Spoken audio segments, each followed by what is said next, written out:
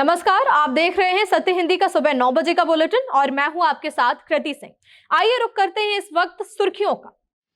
भागवत के न्यूयॉर्क कार्यक्रम पर ममदानी का विरोध 29 अगस्त को करेंगे संबोधित। कृति सेनन के कपड़ों पर विवाद के बीच राहुल गांधी ने महिलाओं की आजादी का किया समर्थन। महाराष्ट्र में ड्राइवरों के लिए मराठी अनिवार्य करने के फैसले पर बॉम्बे हाईकोर्ट में पीआईएल। अमित शाह के इस्तीफे की मांग को लेकर दिल्ली में युवा कांग्रेस ने किया जोरदार प्रदर्शन। जाति जनगणना में सवालों और जातियों की सूची को लेकर कांग्रेस ने मोदी सरकार से मांगा जवाब। आरएसएस प्रमुख मोहन भागवत के अमेरिका दौरे के बीच न्यूयॉर्क में 29 अगस्त को होने वाले कार्यक्रम को लेकर विवाद बढ़ गया है।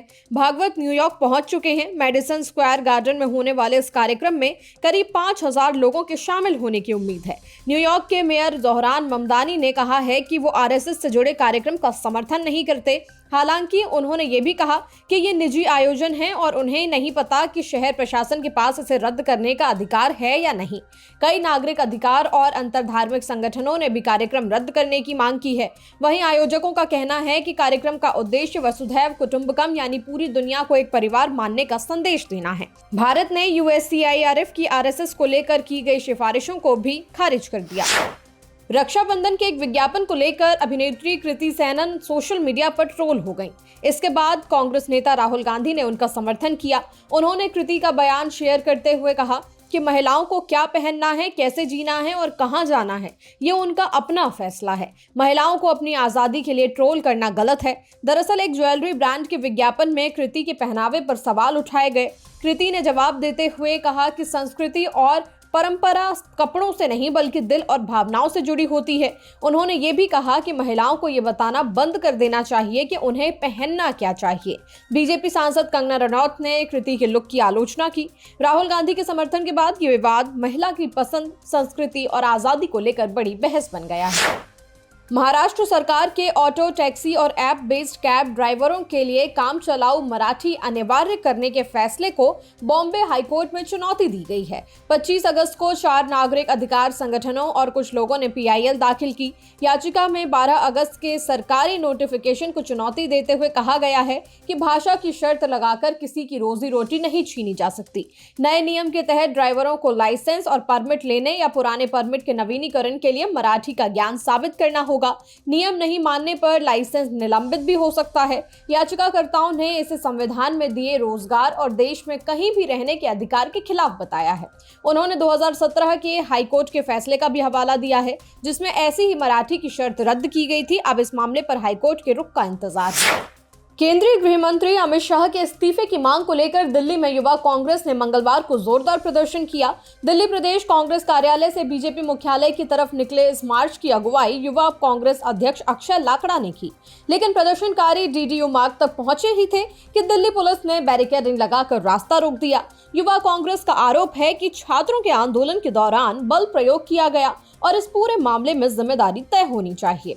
अक्षय लाकड़ा ने कहा कि अगर छात्रों पर पैलेट गन या घातक बल का इस्तेमाल गृह मंत्री के निर्देश पर हुआ है तो जवाबदेही तय होनी चाहिए। युवा कांग्रेस ने प्रधानमंत्री से अमित शाह को पद से हटाने और नैतिक जिम्मेदारी तय करने की मांग की है। संगठन का कहना है कि छात्रों को न्याय मिलने तक उनका आंदोलन जारी रहेगा।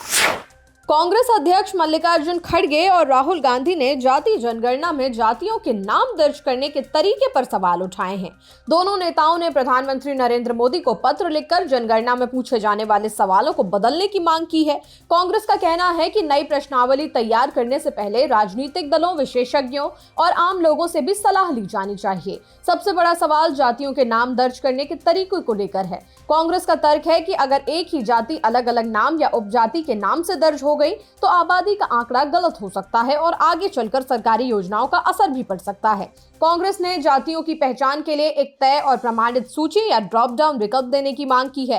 तेलंगाना और बिहार के जाति सर्वेक्षणों का उदाहरण देते हुए पार्टी ने कहा कि वहां इस्तेमाल हुई प्रमाणित सूचियों जैसा तरीका अपनाया जा सकता है। दरअसल 14 अगस्त को जनगणना 2027 के 40 सवालों की सूची जारी की गई थी। इसमें पहली बार आजादी के बाद सभी समुदायों की जाति की जानकारी दर्ज करने की बात है। कांग्रेस की आपत्ति है कि सवालों में ओबीसी का स्पष्ट जिक्र नहीं है। पार्टी का कहना है कि इससे देश में पिछड़े वर्गों की वास्तविक आबादी का सही आंकड़ा जुटाने में दिक्कत हो सकती है।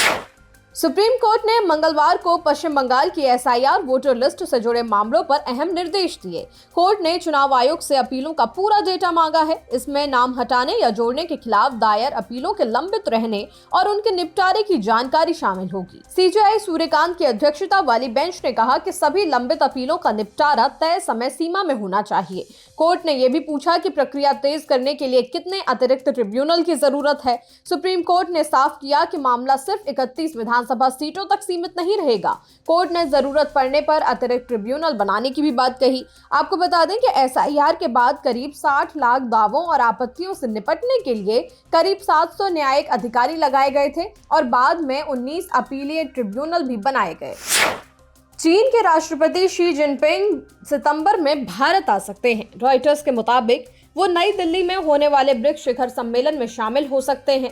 भारत 12 और 13 सितंबर को इस सम्मेलन की मेजबानी करेगा। रॉयटर्स ने 3 सूत्रों के हवाले से बताया कि शी जिनपिंग एक बड़े प्रतिनिधिमंडल के साथ भारत आ सकते हैं। साथ में उनके करीब 400 अधिकारियों के आने की संभावना है। 2019 में उनकी पिछली भारत यात्रा के दौरान 200 से कम अधिकारी आए थे। अगर ये यात्रा होती है तो 7 साल बाद शी जिनपिंग की पहली भारत यात्रा होगी। इसे भारत चीन संबंधों में सुधार का अहम संकेत माना जा रहा है। साल 2020 के सीमा संघर्ष के बाद दोनों देशों के रिश्तों को सामान्य बनाने की कोशिशों पर भी इस यात्रा की नजर रहेगी। गुजरात के सूरत में नए फिश मार्केट का नाम पीएम मोदी के नाम पर रखा गया है। करीब 3 करोड़ 90 लाख रुपए की लागत से बने इस मार्केट के बाहर Shri Narendra Modi wholesale fish market का बोर्ड लगाया गया है। बोर्ड पर प्रधानमंत्री नरेंद्र मोदी की तस्वीर भी है। इसी को लेकर अब विवाद शुरू हो गया है। विवाद इसलिए हुआ क्योंकि सूरत नगर निगम के रिकॉर्ड में इस मार्केट का नाम नरेंद्र मोदी के नाम पर है ही नहीं और निगम ने ऐसी कोई भी आधिकारिक मंजूरी भी नहीं दी है। लोग सवाल उठाने लगे कि मोदी के नाम पर मछली बाजार का नाम क्यों रखा गया। मोदी तो शाकाहारी हैं। स्थानीय मछली कारोबारी सुरेंद्र लस्करी ने नाम पर आपत्ति जताते हुए कहा कि मार्केट का नाम मछुआरा समुदाय के नाम पर होना चाहिए। वहीं फिश मर्चेंट एसोसिएशन के अध्यक्ष कल्पेश नवसारी वाला ने इसे प्रधानमंत्री के सम्मान में उठाया गया कदम बताया। मध्य प्रदेश के ग्वालियर में सोशल मीडिया पर वायरल होने की चाहत ने एक युवक को बहुत मेहनत करवा दी।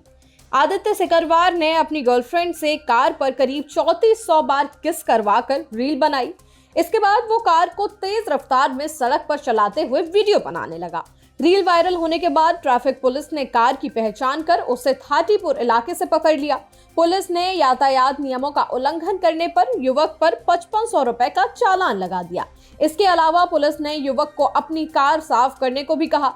जिस कार पर हजारों लिपस्टिक के निशान लगाकर उसने रील बनाई थी, उन्हीं निशानों को हटाने में उसे घंटों मेहनत करनी पड़ी। बताया गया कि रील को एक दिन में करीब 55 लाख व्यूज मिले।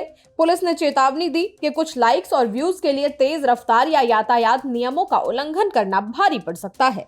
फिलहाल बुलेटिन में इतना ही। सुबह 11 बजे फिर से लौटेंगे नई खबरों के साथ। तब तक के लिए नमस्कार।